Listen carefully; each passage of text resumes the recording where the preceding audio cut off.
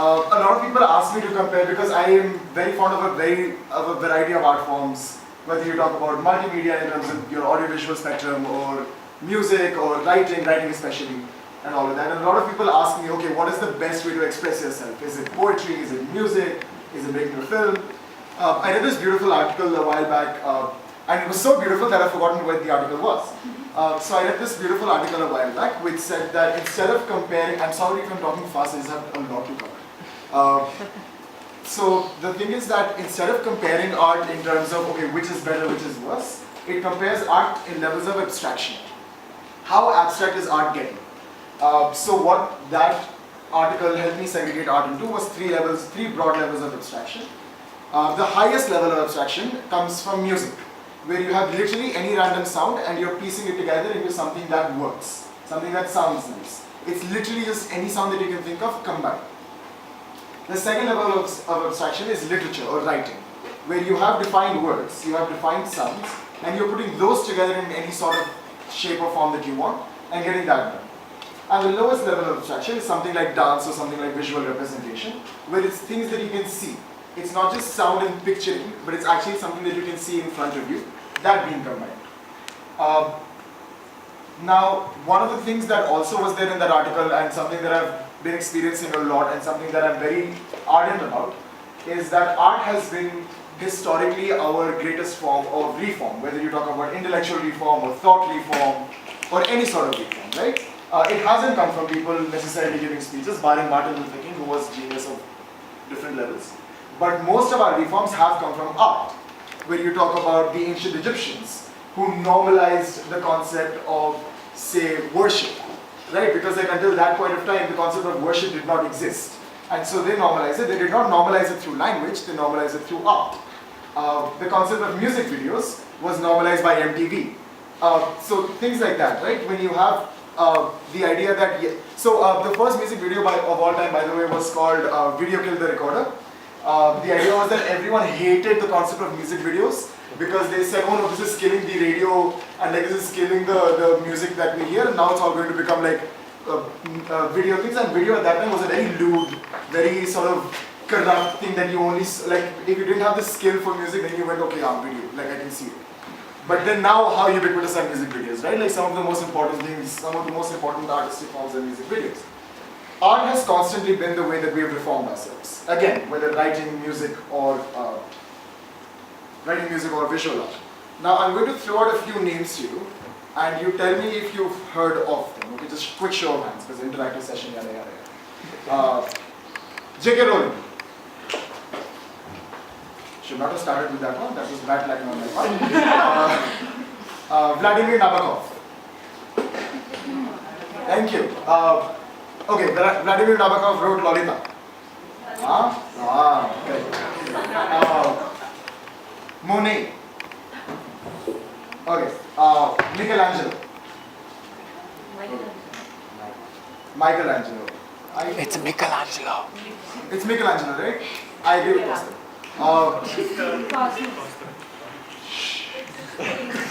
Freddie Mercury.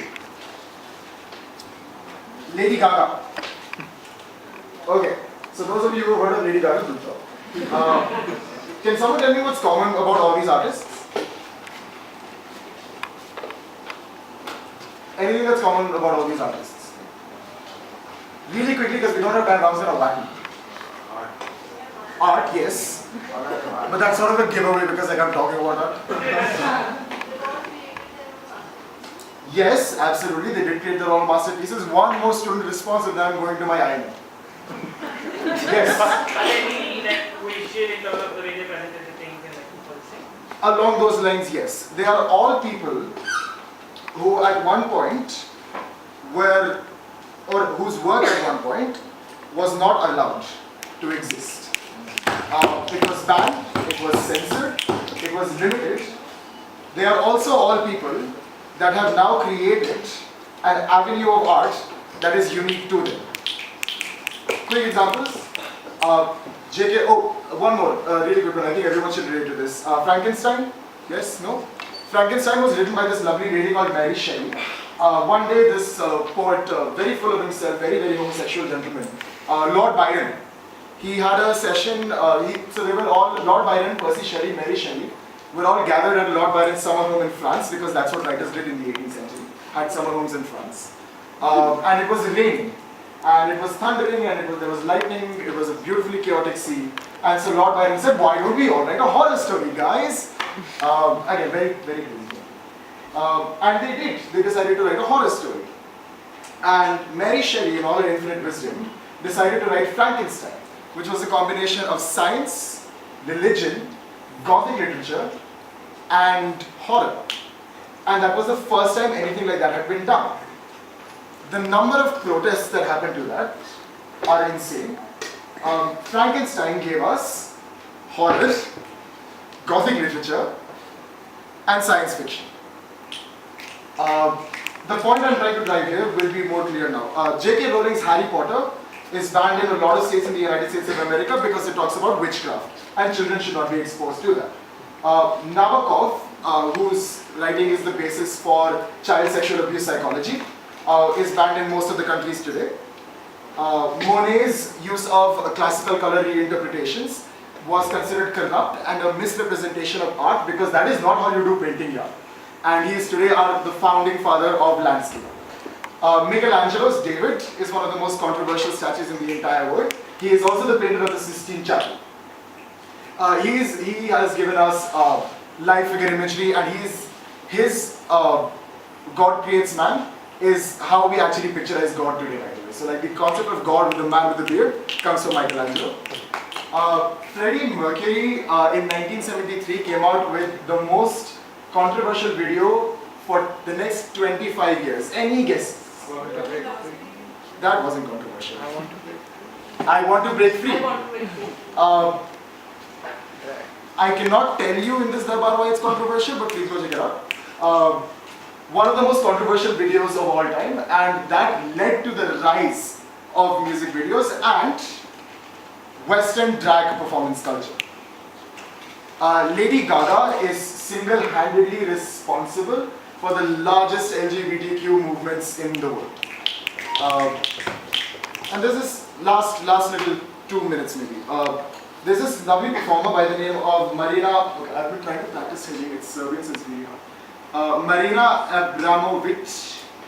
Don't know how it's pronounced. She's a Serbian performer, and what she did in 1973 or 1974, I'm not sure, is she went to Serbia. Like she was performing in Belgrade, I think, in Serbia, and she just stood. She stood, and she had 72 items in front of her on a table.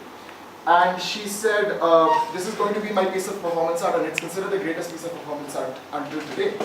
And she said, I would let people do whatever they wanted with any of those items. Some of those were very innocent items, like a feather. There was some oil, there was cream.